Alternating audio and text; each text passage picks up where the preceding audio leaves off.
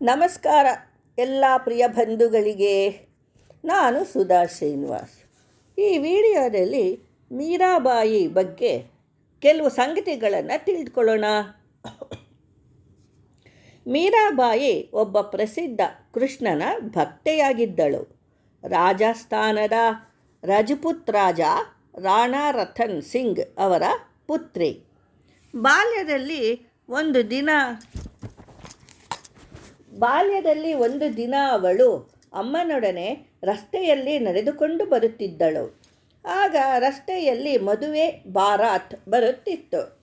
ಅದನ್ನು ನೋಡಿ ಅವಳು, ಅವನು ಯಾರು ಎಂದಳು. ಅವನು ಮದುವೆ ಗಂಡು ಎಂದರು. ಹಾಗಾದರೆ ನನ್ನ ಗಂಡ ಯಾರು ಎಂದು ಕೇಳಿದಳು. ಆಗ ತಾಯಿ ತಮಾಷೆಗೆ, ನಿನ್ನ ಗಂಡ ಇವನೇ ಎಂದು ಅಲ್ಲಿದ್ದ ಶ್ರೀಕೃಷ್ಣನ ವಿಗ್ರಹವನ್ನು ತೋರಿಸಿದಳು. ಅದನ್ನೇ ನಿಜವೆಂದು ನಂಬಿದಳು.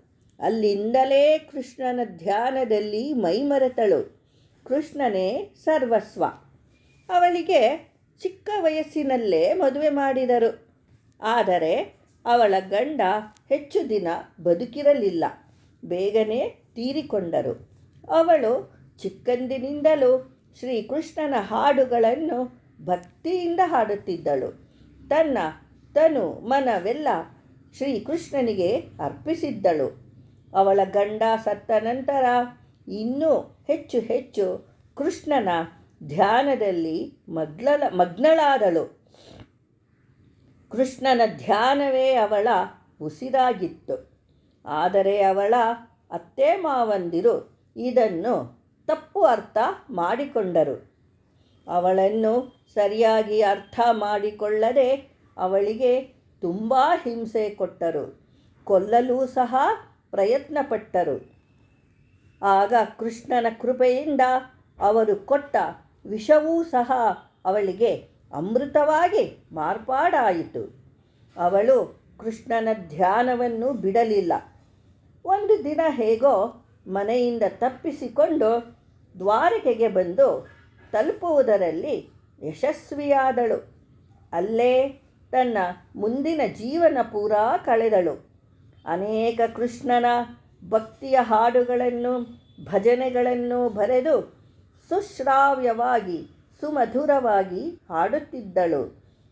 ಜನಗಳ ಮನ ಸೆಳೆದಳು. ಅವರ ಮನ ಗೆದ್ದಳು.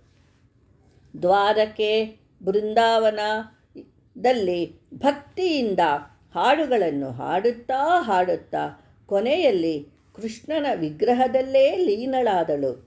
ಮೀರಾಬಾಯಿ ರಚಿಸಿದ ಭಜನೆಗಳು ಇಂದಿಗೂ ಜನಪ್ರಿಯವಾಗಿವೆ. ಅವಳ ಜೀವನವು ಭಕ್ತಿ, ನಂಬಿಕೆ ಮತ್ತು ಧೈರ್ಯದ ಸಂಕೇತವಾಗಿದೆ. ಹಿಂದಿನ ಜನ್ಮದಲ್ಲಿ ಇವಳು ಒಬ್ಬ ಗೋಪಿಕಾ ಸ್ತ್ರೀ ಲಲಿತೆ ಎಂಬುವಳಾಗಿದ್ದಳು. ಆಗಲೂ ಸಹ ಅವಳು ಕೃಷ್ಣನನ್ನು ಗಾಢವಾಗಿ ಪ್ರೀತಿಸುತ್ತಿದ್ದಳಂತೆ. ಹಾಗೆಯೇ ಮರುಜನ್ಮದಲ್ಲಿ ಮೀರಾಬಾಯಿಯಾಗಿ ಹುಟ್ಟಿ ಈ ಜನ್ಮದಲ್ಲೂ ಸಹ ಕೃಷ್ಣನನ್ನು ಗಾಢವಾಗಿ ಪ್ರೀತಿಸಿ ಅವನನ್ನೇ ತನ್ನ ಪತಿಯೆಂದು ಭಾವಿಸಿದಳು. ಈ ವಿಡಿಯೋ ನಿಮಗೆ ಇಷ್ಟವಾದಲ್ಲಿ ಲೈಕ್ ಮಾಡಿ, ಶೇರ್ ಮಾಡಿ, ಹೊಸಬರು ಸಬ್ಸ್ಕ್ರೈಬ್ ಆಗಿ. ಧನ್ಯವಾದಗಳು. ಮತ್ತೆ ಹೊಸ ವಿಚಾರದೊಡನೆ ಭೇಟಿಯಾಗೋಣ.